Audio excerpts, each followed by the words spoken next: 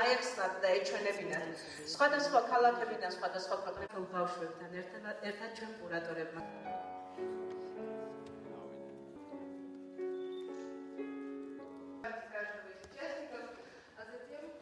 И не только детей, но и взрослых. Инвари, Дардис, ციხე-კოშკს ცხრემლით ვატიას, ანებები, ფიქრებში თავს ვეღარ ხვდები, ტირილით ვერაფერს სიშველი.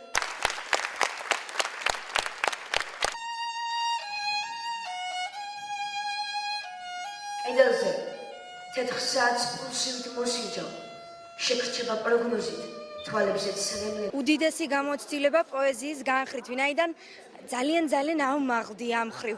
ჩვენ ტრენინგებს და ლექციებს გვიტარებდნენ უდიდესი ადამიანები, რომლებსაც მართლაც ძალიან დიდი გამოცდილება აქვთ ამ საქმეში.